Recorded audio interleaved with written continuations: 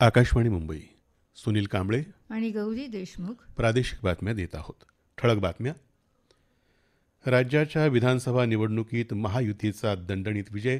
भाजपाला पहिल्यांदाच 130पेक्षा जास्त जागा. महाविकास आघाडीतल्या पक्षांना मतदारांनी नाकारलं. काँग्रेसला अवघ्या 15 जागा. महायुतीचा विजय म्हणजे विकास आणि सुशासनाचा विजय असल्याचं प्रधानमंत्री नरेंद्र मोदी यांचं प्रतिपादन. सर्वसामान्यांच्या विकासाला प्राधान्य देऊन घटक पक्षांनी एकत्र काम केल्यामुळे विधानसभेच्या निवडणुकीत महायुतीला यश मिळाल्याची मुख्यमंत्र्यांची प्रतिक्रिया. आणि झारखंड विधानसभा निवडणुकीत झारखंड मुक्ती मोर्चा पुन्हा सत्तेकडे. महाराष्ट्रातल्या जनतेनं यंदाच्या विधानसभा निवडणुकीत भाजपा आणि महायुतीला विक्रमी यश दिलं, तर काँग्रेस आणि महाविकास आघाडीला कधी नव्हे इतक्या कमी जागा मिळाल्या. आतापर्यंत 196 जागांचे निकाल हाती आले आहेत. एकूण 288 पैकी 228 जागा महायुतीतल्या प्रमुख पक्षांना मिळतील असं चित्र आहे. त्यातला विचार करता भाजपाला 80 जागांवर विजय मिळाला असून 50 जागांवर हा पक्ष आघाडीवर आहे. शिवसेनेला 39 जागांवर विजय मिळाला असून 18 जागांवर हा पक्ष आघाडीवर आहे. राष्ट्रवादी काँग्रेसला 33 जागांवर विजय मिळाला असून 8 ठिकाणी हा पक्ष आघाडीवर आहे. महाविकास आघाडीला 45 जागा मिळतील असं चित्र आहे. त्यात शिवसेना उद्धव बाळासाहेब ठाकरे पक्ष 16 जागांवर जिंकला असून 4 जागांवर आघाडीवर आहे. काँग्रेस 9 जागांवर विजयी झाला असून 6 जागांवर आघाडी घेऊन आहे. राष्ट्रवादी काँग्रेस शरदचंद्र पवार पक्ष 6 जागांवर विजयी झाला असून 4 जागांवर त्यांचे उमेदवार आघाडीवर आहेत. आता मुंबई आणि कोकणातल्या परिस्थितीचा आढावा घेऊया. एकेकाळी शिवसेनेचा बालेकिल्ला असलेल्या कोकणनं उद्धव ठाकरे यांना फारसा प्रतिसाद दिलेला नाही. मुंबई शहरमधून भाजपाचे 3 उमेदवार निवडून आले आहेत, तर महाविकास आघाडीच्या घटक पक्षांपैकी शिवसेना उद्धव बाळासाहेब ठाकरे पक्षाचे 4 उमेदवार तर काँग्रेसचे 3 उमेदवार निवडून आले आहेत. मुंबई उपनगरमधून भाजपाचे 12 उमेदवार निवडून आले आहेत, तर शिवसेनेचे 6 आणि राष्ट्रवादी काँग्रेसचा 1 उमेदवार निवडून आला आहे. महाविकास आघाडीच्या घटक पक्षांपैकी शिवसेना उद्धव बाळासाहेब ठाकरे पक्षाचे 4 तर काँग्रेसचा 1 उमेदवार निवडून आला आहे. रायगडमधून भाजपाचे 3 उमेदवार निवडून आले आहेत, तर शिवसेनेचे 3 आणि राष्ट्रवादी काँग्रेसचा 1 उमेदवार निवडून आला आहे. रत्नागिरीमधून शिवसेनेचे 3 आणि राष्ट्रवादी काँग्रेसचा 1 उमेदवार, तर सिंधुदुर्ग जिल्ह्यातून भाजपाचा 1 आणि शिवसेनेचे 2 उमेदवार निवडून आले आहेत. ठाणे जिल्ह्यातून भाजपाचे 9 उमेदवार निवडून आले आहेत. शिवसेनेचे 6 आणि राष्ट्रवादी काँग्रेसचा 1 उमेदवार निवडून आला आहे. महाविकास आघाडीच्या घटक पक्षांपैकी राष्ट्रवादी काँग्रेस शरदचंद्र पवार पक्षाचा 1 आणि समाजवादी पार्टीचा 1 उमेदवार निवडून आला आहे. पालघर जिल्ह्यातून भाजपाचे 3 उमेदवार निवडून आले आहेत, तर शिवसेनेचे 2 उमेदवार निवडून आले आहेत. पश्चिम महाराष्ट्रातल्या 6 जिल्ह्यांमध्ये महायुतीचं वर्चस्व राहिलं असून महाआघाडीला केवळ 10 जागांवर समाधान मानावं लागलं आहे. पुणे जिल्ह्यात 21 जागांपैकी 18 जागा महायुतीने तर केवळ 3 जागा महाआघाडीने जिंकल्या आहेत. अहिल्यानगर जिल्ह्यात 12 जागांपैकी 8 जागांवर महायुतीने तर 4 जागांवर महाविकास आघाडीनं विजय मिळवला आहे. सोलापूर जिल्ह्यात 11 जागांपैकी महायुतीला 4 जागा मिळाल्या आहेत, तर महाविकास आघाडीला 7 जागा मिळाल्या आहेत. सातारा जिल्ह्यातल्या 8 पैकी सर्व जागा महायुतीनं जिंकल्या आहेत. कोल्हापूर जिल्ह्यात 10च्या 10 जागांवर महायुतीच्या उमेदवारांनी दणदणीत विजय मिळवला. निवडणुकीत काँग्रेसचे 2 तर महायुतीतले राष्ट्रवादी काँग्रेस पक्षाचे 1 अशा 3 विद्यमान आमदारांना पराभव पत्करावा लागला. सांगली जिल्ह्यात सर्व 8 विधानसभा मतदारसंघांचे निकाल जाहीर झाले असून महायुतीला 5 तर महाविकास आघाडीला 3 जागा मिळाल्या आहेत. मराठवाड्यातल्या 46 मतदारसंघांपैकी बहुसंख्य ठिकाणी महायुतीनं विजय मिळवला आहे. छत्रपती संभाजीनगर जिल्ह्यातल्या 9, जालना जिल्ह्यातल्या 5, नांदेडमधल्या 9 आणि हिंगोलीमधल्या 3ही मतदारसंघांमध्ये महायुतीनं निर्विवाद विजय मिळवला आहे. परभणीतले 4 पैकी 3, बीडमधले 6 पैकी 5, लातूरमधल्या 6 पैकी 5 मतदारसंघात महायुती विजयी झाली आहे, तर महाविकास आघाडीनं बीड, लातूर आणि परभणी जिल्ह्यात प्रत्येकी एका ठिकाणी विजय मिळवला आहे.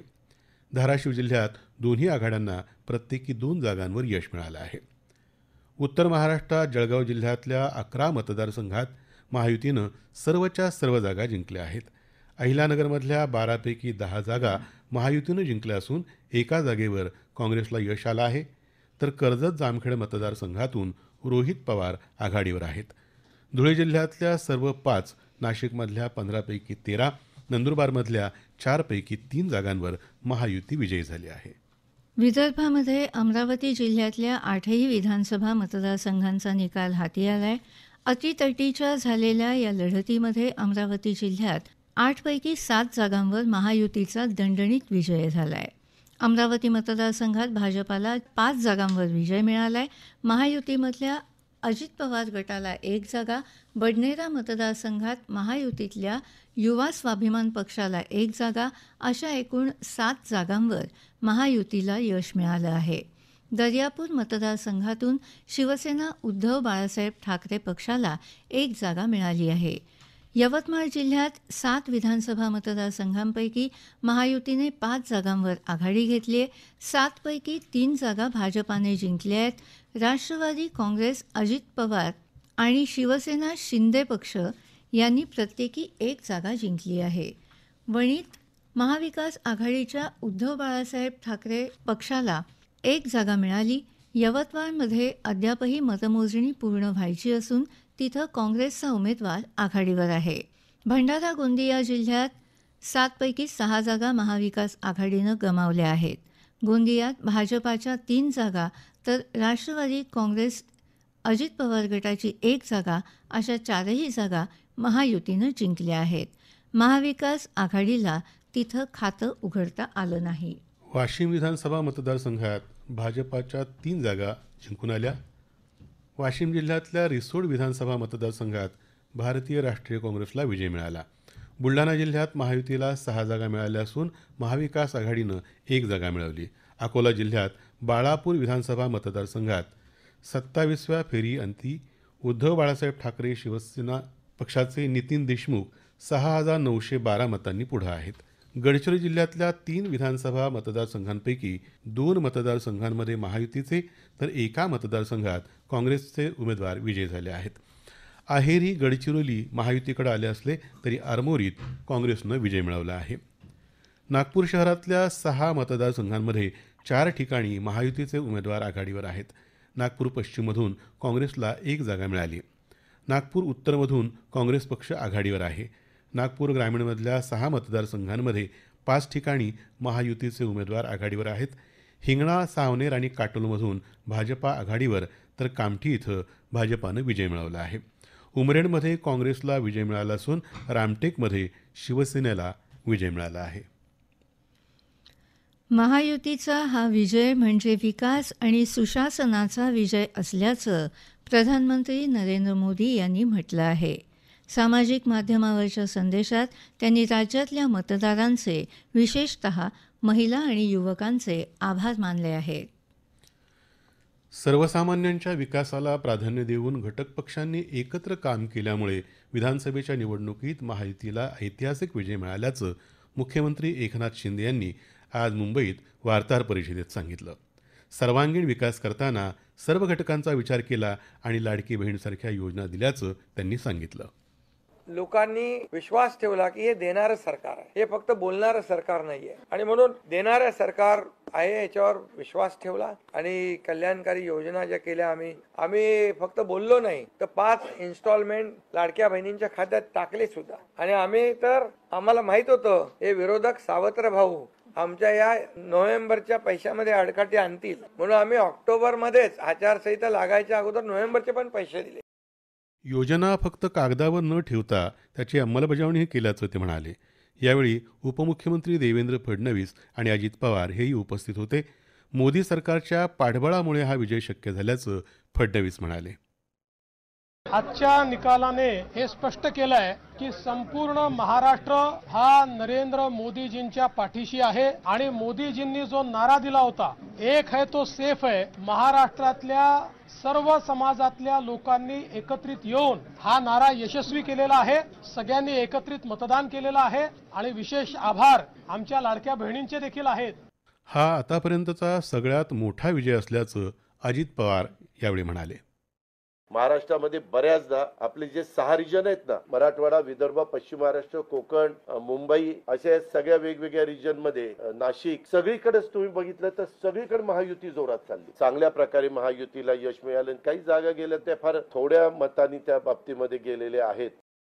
महाराष्ट्रातले निकाल अनपेक्षित असून त्यावर सविस्तर विचार करू अशी प्रतिक्रिया काँग्रेस नेते राहुल गांधी यांनी समाजमाध्यमावर व्यक्त केली आहे. झारखंडमध्ये इंडिया आघाडीला जनादेश दिल्याबद्दल तिथल्या जनतेला त्यांनी धन्यवाद दिले आहेत. मुख्यमंत्री हेमंत सोरेन, काँग्रेस आणि झारखंड मुक्ती मोर्चाच्या सर्व कार्यकर्त्यांना या विजयाबद्दल राहुल गांधी यांनी शुभेच्छा दिल्या आहेत. विधानसभेचे आज लागलेले निकाल अनपेक्षित आणि अनाकलनीय असल्याची प्रतिक्रिया शिवसेना उद्धव बाळासाहेब ठाकरे पक्षाचे प्रमुख उद्धव ठाकरे यांनी दिली आहे. ते आज मुंबईत मातोश्री इथं वार्ताहर परिषदेत बोलत होते. ते म्हणाले, हा निकाल अनाकलनीय आहे आणि याच्या मागचं गुपित हे काही दिवसामध्ये तर शोधावं लागेल. तूर्त मी महाराष्ट्राच्या जनतेला सांगतोय की आपण निराश होऊ नका, खचून जाऊ नका.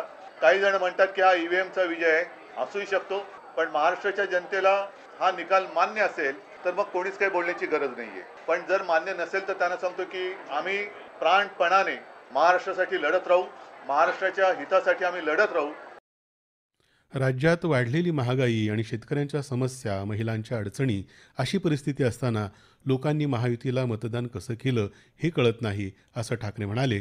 मात्र जिंकलेल्यांचं अभिनंदन करून राज्यात आता अस्सल भारतीय जनता पार्टीचा मुख्यमंत्री व्हावा अशी अपेक्षा त्यांनी व्यक्त केली. या विधानसभा निवडणुकीत अनेक प्रस्थापित नेत्यांना पुन्हा एकदा जनतेचा कौल मिळवण्यात यश आलं.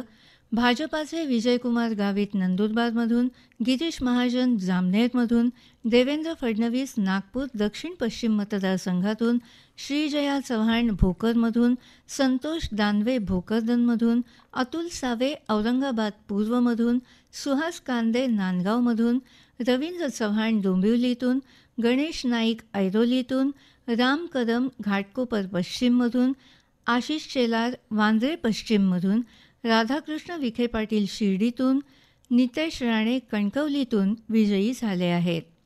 शिवसेनेचे आमशा पडवी अक्कलकुवा इथून, गुलाबराव पाटील जळगाव ग्रामीणमधून, संजय राठोड दिग्रसमधून, अब्दुल सत्तार सिल्लोडमधून, संजय शिरसाट औरंगाबाद पश्चिममधून, दादाजी भुसे मालेगाव बाह्यमधून, राजेंद्र गावित पालघरमधून, एकनाथ शिंदे कोपरी पाचपाखाडी मतदारसंघातून, राहुल नार्वेकर कुलाबा इथून, शहाजी पाटील सांगोला इथून, उदय सामंत रत्नागिरी, किरण सामंत राजापूर, निलेश राणे कुडाळ, दीपक केसरकर सावंतवाडी या मतदारसंघातून जिंकले आहेत. राष्ट्रवादी काँग्रेसचे छगन भुजबळ येवल्यातून, नरहरी झिरवाळ दिंडोरीतून, सना मलिक अणुशक्तीनगरमधून तर हसन मुश्रीफ कागलमधून निवडून आले आहेत. काँग्रेसचे नितीन राऊत नागपूर उत्तरमधून, विजय वडेट्टीवार ब्रह्मपुरीतून, ज्योती गायकवाड धारावीतून, अमित देशमुख लातूर शहरमधून, विश्वजित कदम पलूस कडेगावमधून विजयी ठरले आहेत. राष्ट्रवादी काँग्रेस शरदचंद्र पवार पक्षाचे जितेंद्र आव्हाड मुंब्रा कळवा इथून, आदिती तटकरे श्रीवर्धनमधून, दिलीप वळसे पाटील आंबेगावमधून, अजित पवार बारामतीतून, रोहित पवार कर्जत जामखेडमधून, जयंत पाटील इस्लामपूरमधून, रोहित पाटील तासगाव कवठे महाकाळमधून विजयी झाले आहेत. शिवसेना उद्धव बाळासाहेब ठाकरे पक्षाचे अनंत नर जोगेश्वरी पूर्वमधून, वरुण देसाई वांद्रे पूर्वमधून, महेश सावंत माहीममधून, आदित्य ठाकरे वरळीतून, अजय चौधरी शिवडीमधून, भास्कर जाधव गुहागरमधून जनतेचा कौल मिळवण्यात यशस्वी झाले आहेत. याशिवाय स्वाभिमानी पक्षाचे रवी राणा बडनेरामधून तर समाजवादी पार्टीचे अबू आझमी मानखुर्द शिवाजीनगरमधून विजयी झाले आहेत. यावेळच्या विधानसभा निवडणुकीच्या निकालानं अनेक महत्त्वाच्या उमेदवारांना पराभवाचा धक्काही दिलाय. त्यात काँग्रेसचे संगमनेरचे उमेदवार बाळासाहेब थोरात, लातूर ग्रामीणमधले धीरज देशमुख, कराड दक्षिणमधले उमेदवार माजी मुख्यमंत्री पृथ्वीराज चव्हाण, काँग्रेसमधून बंडखोरी करून महाविकास आघाडीच्या पाठिंब्याने कोल्हापूर उत्तरमधून अपक्ष निवडणूक लढवणारे राजेश लाटकर, शिवसेनेचे वरळीचे उमेदवार मिलिंद देवरा, मुंबादेवीतून शायना एनसी, शिवसेना उद्धव बाळासाहेब ठाकरे पक्षाचे ठाण्याचे उमेदवार राजन विचारे, राष्ट्रवादीचे मानखुर्द शिवाजीनगरचे उमेदवार नवाब मलिक, राष्ट्रवादी काँग्रेस शरदचंद्र पवार पक्षाचे इंदापूरचे उमेदवार हर्षवर्धन पाटील, मुक्ताईनगरमधून रोहिणी खडसे, अहेरीतून भाग्यश्री अत्राम, माळशिरसमधून भाजपाचे राम सातपुते यांचा समावेश आहे.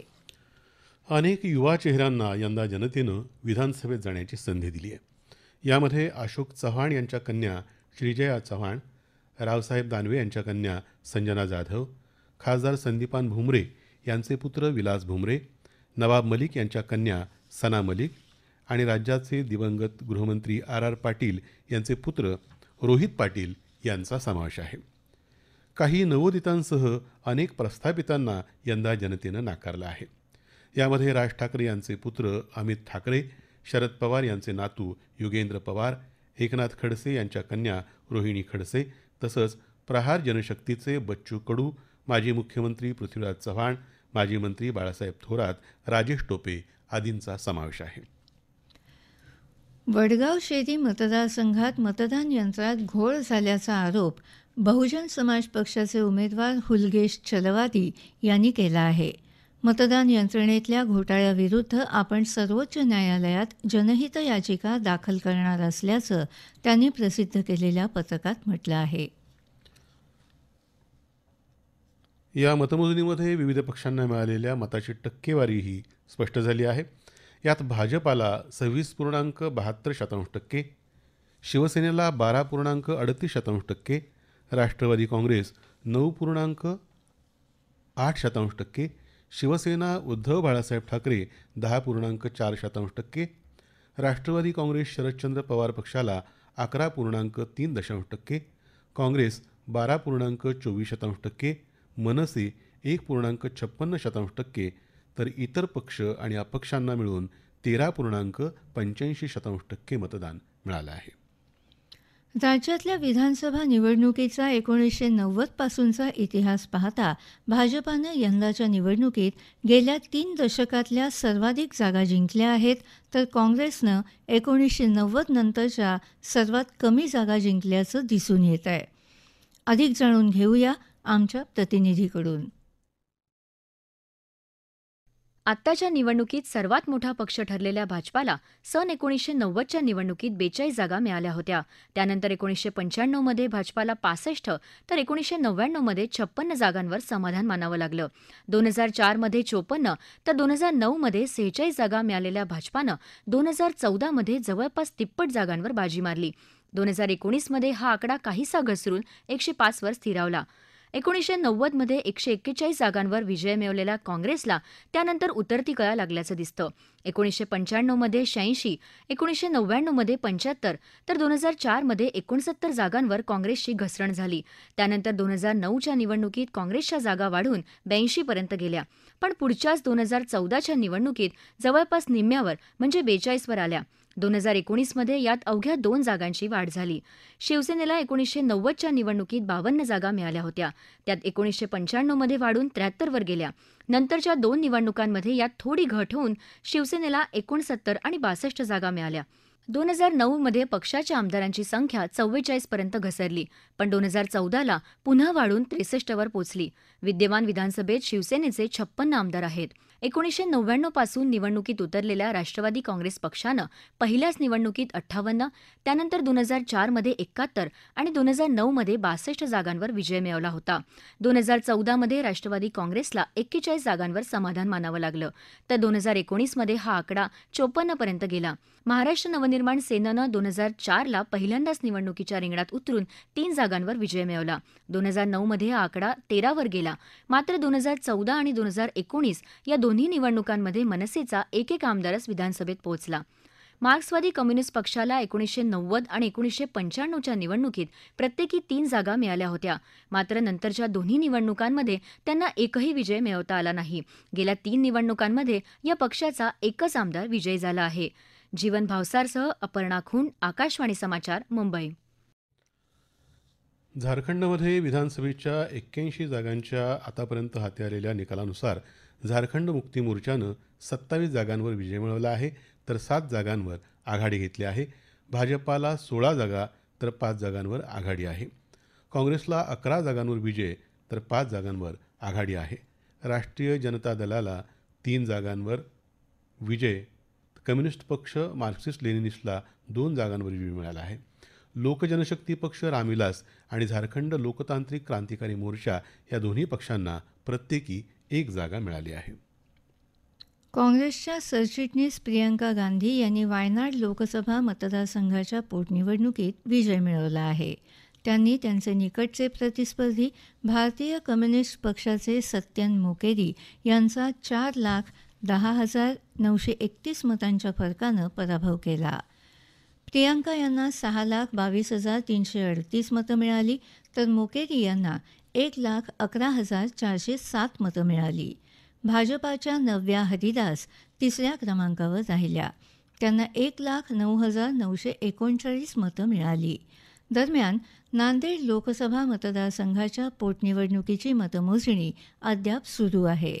भाजपाचे संतुकराव हंबर्डे यांनी काँग्रेसच्या रवींद्र चव्हाण यांच्यावर 46,000पेक्षा जास्त मतांची आघाडी घेतली आहे.